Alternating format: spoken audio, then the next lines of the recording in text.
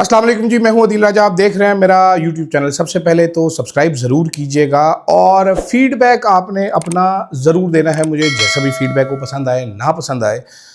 आज भी आपको अफ़गानिस्तान से एक वाक़या सुनाऊंगा अरशद साहब का, कैसे वो अफ़गानिस्तान में काबुल में एक मार्केट है बुश मार्केट, वहाँ पर अड़ के खड़े हो गए। किस चीज़ पे अड़ गए थे वो भी बताता हूँ। वैसे तो ये एक बिलाल एआई के नाम से एक अकाउंट है, उसने कल एक तस्वीर पोस्ट की थी, मेरी डीपी ये लगी हुई है मोबाइल की, बड़ा ब्यूटीफुल ब्यूटीफुल पिक्चर, बहुत ही ज़्यादा मुझे पसंद आई। तो जनाबे वाला साथ साथ वो जो पटवारन हैं उनसे भी मैं रिक्वेस्ट करूँगा कि कल के लिए एक वीडियो ज़रूर जारी करें अरशद साहब के ऊपर।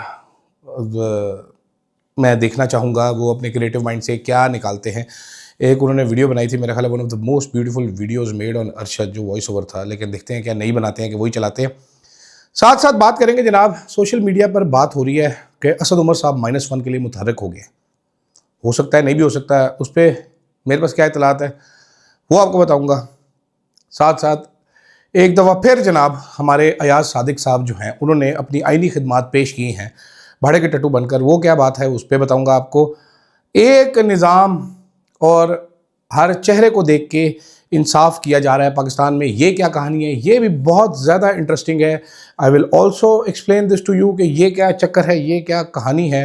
वैसे तो पामीनुद्दीन पे बनता है, पामीनुद्दीन बहुत गुस्सेनाक हो गए आज, कह रहे हैं हम झूठ पे झूठ सुन रहे हैं। भाई आप तो झूठ पे झूठ बोल रहे हैं, लेकिन खैर ऐसी बात नहीं। और बुश मार्केट के बारे में बात करनी है, शुरू करते हैं असद उमर साहब से।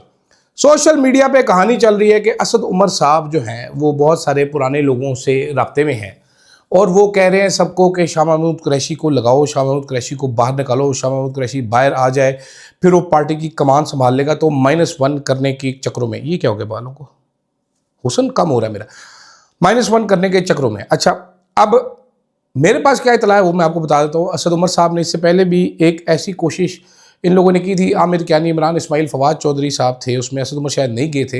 ये शाह महमूद कुरैशी से मिल के आए थे कि आप आगे आए, इमरान खान को समझाएं, थोड़े दिन के लिए पीछे हो जाएं।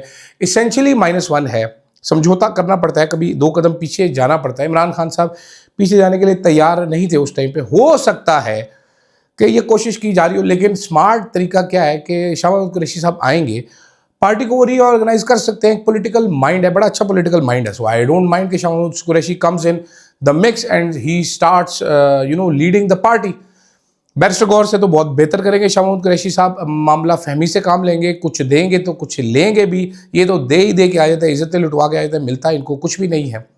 तो that would be very interesting to see कि क्या ले दे होती है। लेकिन मेरा नहीं ख्याल, जहाँ पर मैं फुल स्टॉप लगाता हूँ वो कहानी है कि मेरा नहीं ख्याल कि कोई भी सूरत है कि -1 ये कर सके। देखें, मेरे एक दोस्त हैं, बहुत अच्छे डिफेंस रिपोर्टर हैं, बहुत गुस्सेनाक आदमी है। वो कहते हैं PTI is Imran Ahmed Khan Niazi and Imran Ahmed Khan Niazi is PTI, बाकी रेस्ट इज़ हिस्ट्री। सारी कोशिशें करके देख ली, नाकाम हो गई, दोबारा कर लें। तो मेरा भी यही ख्याल है कि असद उमर साहब आएँ, ज़ुबैर उमर साहब आएँ, अचकज़ई साहब आएँ, जो भी हैं, माइनस इमरान खान इफेक्टिवली नहीं हो सकता। बड़े बड़े टाउट सहाफ़ी अब ये दावा करते हैं, ये बल्कि एतराफ़ करते हैं कि जनाब कुछ भी करके देख लिया, इमरान खान का जोर तो कम नहीं हो रहा, वो तो बढ़ता ही चला जा रहा है। मेरे डोले आपने देखा होगा कि बड़े हो चुके हैं, स्लीव्स फंसना शुरू हो गए हैं वापस, मैंने इसलिए नीचे कर लिया कि इधर पार्ट ना जाए शर्ट। ही मैन टाइप आर्नल्ड हूँ मैं वैसे, लेकिन मैं आपको बताना नहीं चाहता था ये बात, लेकिन चलो निकल गई मेरे मुँह से। तो minus Imran Khan effectively is not possible with Imran Khan 6 feet on the ground.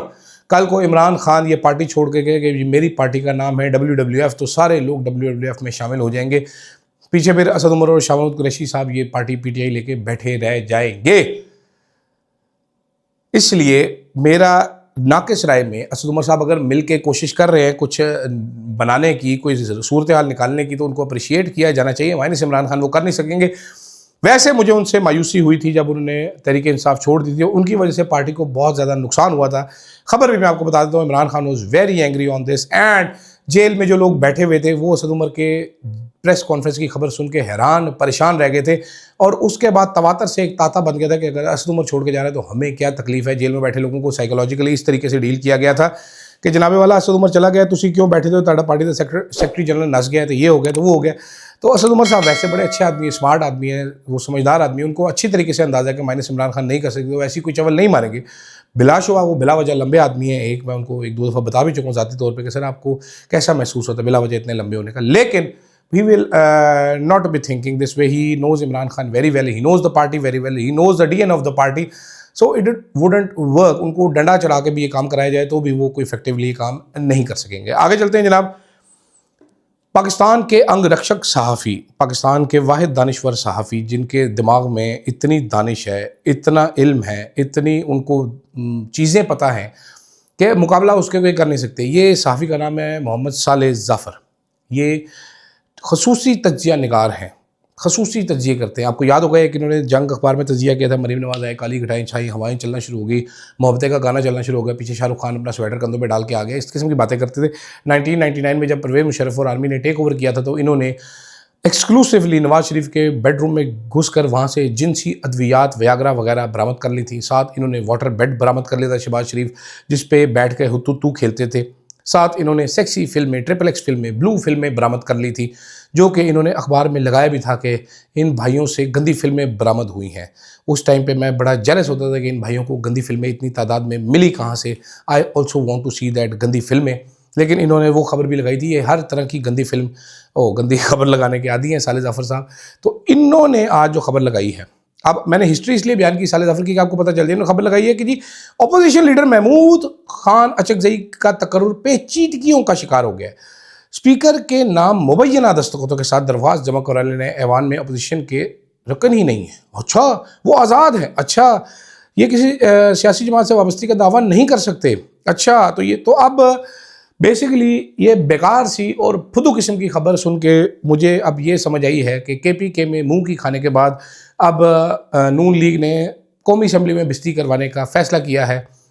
Ayaz Sadiq साहब, जिसको कि महमूद खान अचकज़ई हवलदार स्पीकर के नाम से जानते हैं, उन हवलदार स्पीकर ने फ़ैसला किया कि महमूद खान अचकज़ई की तकरीरी नहीं करनी। ये हवलदार स्पीकर का फ़ैसला नहीं हो सकता। वो ज़्यादा से ज़्यादा कोशिश करेंगे, वो मुल्क के बाहर रहेंगे। पिछले दिनों लंदन में थे, वो घूमते फिरते रहेंगे, या वो ये कह सकते हैं कि ये 74 अरकान को फ़र्दन बुलाकर मैं ये करूँगा। लेकिन मुमलिकत का निज़ाम जाम है, कब तक ऐसे चलेगा? इससे बेकार पार्लियामेंट पाकिस्तान की तारीख़ में कभी नहीं आया। मेरा ख्याल है ज़ियान मजलिस शूरा और मुशर्रफ का जो पार्लियामान था, इससे फिर भी वो ज़्यादा फंक्शनल था। इतना है कि ये रद्दी पार्लियामेंट है, आपको पता ही है। दूसरी तरफ तलाल चौधरी साहब जज्बाती हो गए जनाब। तलाल चौधरी साहब, अब मैं आपको कहता हूँ, वो इतने जज्बाती आदमी हैं, इतने गुस्सेनाक आदमी हैं। उन्होंने कहा है जी, जो हुक्म कानून और आइन के तहत नहीं, वो किसी अफसर पर मानना लाजमी नहीं। अब ये अफसरों से मुराद इनकी इस्टेब्लिशमेंट के फ़ौज के अफसरान हैं या सिविल ब्यूरोक्रेसी है, ये उनको बगावत की दावत दे रहे हैं। तो इस तरह तो हम जब देखना शुरू करेंगे कानून और आइन से हट के, तो किधर लिखा हुआ है कि आप शहरियों को गोली मारेंगे, किधर लिखा है आप रास्ते ब्लॉक करेंगे, किधर लिखा है आप पब्लिक प्रॉपर्टी को डैमेज करेंगे, लोगों की प्राइवेट प्रॉपर्टी को डैमेज करेंगे। बहुत सारे सवालात हैं, लेकिन मैं आपको लेके जाना चाहता हूँ 3 साल पीछे। मुहर्रम का दिन था, अगस्त का महीना था, शहबाज गिल साहब बीपर पर आए, एयरवाई पर। खावर घुमन साहब की स्टोरी थी। शहबाज गिल साहब ने कहा जी गैर आइनी हुक्म नहीं मानना चाहिए इन अफसरान को, तो उस पर कुरलाम मच गया। शहबाज गिल को गिरफ़्तार कर लिया गया, उनको बेपनाह तशद्दुद का निशाना बनाया गया। उस बीपर के नतीजे में इस्टेब्लिशमेंट ने अपनी मर्ज़ी की FIRें कटवाईं। जिस FIR में नामज़द था मैं, अरशद शरीफ साहब, खावर घुमन साहब, सदब अब्दुल जब्बार साहिबा और अमाद यूसुफ साहब।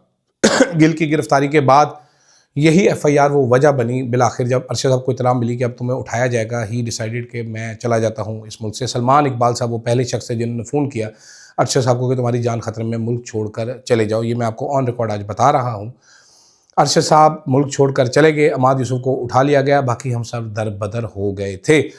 तो मैं ये जानना चाहता हूँ कि क्या आज तलाल चौधरी साहब को चुक लिया जाएगा, क्योंकि तलाल चौधरी साहब ने सेम एग्जैक्ट वही बात की है जो शहबाज गिल ने की थी। क्या तलाल चौधरी साहब के मुंह में भी उसी तरीके से ठुड्डे मारे जाएंगे? क्या जियो के नमूने एंकर्स के खिलाफ FIR होगी? क्या चैनल बंद किया जाएगा? क्या बहिमाना तशद्दुद किया जाएगा? क्या इसी तरह किसी को गोलियां मारी जाएंगी? मेरे ये सवालात हैं, क्योंकि देखिए कानून अगर एक है तो फिर ट्रीटमेंट भी एक होना चाहिए ना, फिर 2 ट्रीटमेंट तो हो नहीं सकते। अब तलाल चौधरी को इतने ज़्यादा लाडले तो है नहीं, पता ही आपको है जी। तंजीम साजी वो कर लेते होंगे अच्छी, बट तंजीम साजी कोई ऐसी स्किल नहीं है कि जिसकी बेस पर उनको माफ़ी दे दी जाए इस काम से, या फिर वाकई तंजीम साजी शायद कोई ऐसी स्किल है जिसकी बेस पर उनको माफ़ी दे दी जाए। ये मेरा सवाल रहेगा, क्योंकि मैं एक आपको पता ही है मासूम सा आदमी हूँ, इस तरह के सवाल में जसारत कर लेता होता हूँ। खैर, आखिर में जाते जाते जनाबे वाला वाक़या है काबुल का। जब तालिबान ने जिस साल टेक ओवर किया था, उसके 1-2 दिन बाद हम पहुँच चुके थे अफ़गानिस्तान में। लोग थे मैं, अरशद शरीफ साहब और अली उस्मान साहब। तो एक दिन हम काबुल में, हम काफ़ी दिन रहे थे काबुल में, हमने फ़ैसला किया, अली उस्मान ने देखा सोशल मीडिया पर कि यहाँ पर कोई बुश मार्केट है जहाँ से नेटो का सामान सस्ता सस्ता मिलता है, कोई चीज़ें मिलती हैं, ऐनकें मिलती। मैंने ऐनक लेनी थी क्योंकि वहाँ पर जो भी तालिबान का बंदा नज़र आता है उसने ओखले की ऐनक लगाई होती थी, रेनबो वाली। मैं क्योंकि एक बड़ा हसीन शख्स हूँ, शोदा शख्स हूँ, तो मैंने वो ऐनक लगाना चाहता था। वहाँ पर कुछ कुछ तालिबानों ने ऐनक लगाई थी, मैंने कहा ये मैंने ऐनक लेनी है। साथ मसला ये था कि हमारे पास जराबें ख़त्म हो गई थी। हम सरीना होटल काबुल में ठहरे थे, वहाँ पर जराबें धुलवाने का खर्चा इतना ज़्यादा था कि नई जराबें उससे बड़े कम पैसों में आ जाती थी। तो हमारे पास दो, अरशद साहब और मेरे पास सॉक्स ख़त्म हो गई थी, हमने सॉक्स भी बाई करनी थी। तो अली उस्मान ने कहा जी बुश मार्केट चलते हैं। हम बैठे, हम पहुँच गए बुश मार्केट। हम बुश मार्केट में उतरे, वहाँ पर दुकानें, वो ऐसे इतवार बाज़ार समझ लीजिए आप, वहाँ पर सामान लटका है, वहाँ पर पता नहीं क्या क्या मिल रहा है, प्रोटीन पाउडरों के ढेर लगे हुए हैं, इम्पोर्टेड चीज़ें बिखरी पड़ी हैं, दुकानें छोटी छोटी बनी हैं, जूते हैं फौजियों वाले, वर्दियाँ। अरशद साहब वहाँ पर खड़े हो गए अड़के, एक ग्रीन रंग की शर्ट थी, अरशद साहब की तस्वीरें आप देखिएगा, उसमें एक ग्रीन रंग की वो मोटी सी शर्ट पहने नजर आते हैं अफगानिस्तान में। तो मैंने वो शर्ट देखी, अरशद साहब ने वो शर्ट पहन के देखी, उधर शॉप पे ट्राई रूम थे, खड़े हुए थे सड़क के किनारे ही, पहन के चेक की अरशद साहब ने। अरशद कहते यार ये मुझे बड़ी अच्छी लगी, मैंने ये लेनी, कलर ही बड़ा अच्छा। ओ मैं कहा सर ये क्या है, ये अजीब सी। उस पठान से हमने पूछा, वो अफगानी था, उसको हमने कहा भाई ये कहाँ किया अली, उसने बात की, उसने कहा यूक्रेन की फ़ौज की शर्ट है। तो मैंने कहा आपको क्या ज़रूरत है यूक्रेनी फ़ौज की, ज़ेलेंस्की की फ़ौज की शर्ट पहनने का? कहते नहीं मैंने यही लेनी है। तो आप वो देखिएगा कि अरशद साहब वो शर्ट लेके बैठ गए, मेरे मना करने के बावजूद बड़ी ज़िद की, हमने मना करे। उधर से अब हम चीज़ें ले रहे हैं तो एक दुकान पे नज़र आए हमें वो स्कोप जो गन के ऊपर लगती है, M16 की 3X स्कोप, मुझे अभी तक याद है, M16 की 3-1 स्कोप। अमाद यूसुफ साहब जो एयरवे के प्रेसिडेंट थे, उन्होंने फरमाइश की थी कि अगर 4X या 3X स्कोप मिली तो वो लेना वहाँ से सस्ती सी। तो हम वो स्कोपे चेक कर रहे थे, इतनी देर में तालिबान का एक वो गिरोह आ गया बीच में, जी जनाब, वो फिर रहे थे, वो देखने आए थे कुछ चीज़ें। तो दुकानदार ने कहा ये तुम्हें पकड़ेंगे अगर तुम ये गन की चीज़ें देख रहे हो, रख दो इसको। हमने नीचे रख दी, खैर फिर वो बात आई गई होगी। वहाँ से हम निकले, जब हम जा रहे थे तो जिस तरह आपको अक्सर कमर्शियल मार्केट में, सदर में, कराची में फिर थे, वो बंदा जराबे बेच रहा होता है, वो एक बोर्ड पे लगा के, तो वैसा एक बोर्ड था। तो उसके पास हम रुके तो वहाँ पर सॉक्स देखी, तो उस बंदे ने पश्तो में कुछ कहा, तो मुझे और रशीद को समझ नहीं, हम सॉक्स देख रहे, तो पीछे से अली कहता है, कह रहा है कि ये फ़ारग हैं, इनको पैसे जो महंगे बताए हैं वही बता, कम नहीं करने पैसे। वो तकरीबन 150 रुपये के 2 जोड़े जराबे पड़े थे। तो ये सुन के मेरी गैरत जाग गई, मैंने कहा दफ़ा हो तू जराबा अपने खोल रख। फिर हम आगे वाली दुकान पे चले गए, तो आगे वाली दुकान पे वही जराब जो है 4 जोड़े हमें 100 रुपये के मिल गए, वहाँ पर 25-25 रुपये का, 50-50 रुपये का शायद वो जोड़ा मिल गया। इस तरह करके कुछ सस्ते से जोड़े मिल गए उससे। तो हमने वो 4 जोड़े, 2 अरशद साहब ने, 2 मैंने जराबें ख़रीद ली। वो मेरा ख्याल है, if I am not wrong, तो मेरे पास अभी भी पड़ी हैं, थोड़ी सी ढीली हो गई हैं, लेकिन वो अक्सर मैं पहन लेता हूँ। 2 जोड़े मेरे पास पड़े हैं काबुल की बुश मार्केट के याद के। मैंने कहा आपको ज़रा ये वाक़या भी एक अरशद साहब को सुना देंगे, कैसे अरशद साहब बीच बाज़ार में अर के खड़े हो गए। मैंने यूक्रेन आर्मी की ही, अच्छा अमेरिकन आर्मी की शर्ट थी, कहते ये नहीं, ये यूक्रेन वाली ले लेंगे। अब मुझे नहीं मालूम क्यों, कलर था क्या था, वो तस्वीरें देखिएगा आपको मिल जाएंगी। एक बड़ी उनकी तस्वीर सोशल मीडिया में घूम रही होती है जिसमें वो एक हमवी है, जल रही है, उसकी तरफ इशारा करें, ग्रीन, डार्क ग्रीन से कलर की एक शर्ट उन्होंने पहनी हुई है। वो शर्ट थी जो हमने वहाँ से ख़रीदी थी। और फिर तालिबान के डराने धमकाने पे हम फ़ौरन टैक्सी में बैठ के वापस अपनी मंजिल मकसूद तक पहुँच गए थे कि जनाब इत्थे आ गए हुण साडी जान छुड़ाओ, होटल में वड़ के चुप करके बह जाओ।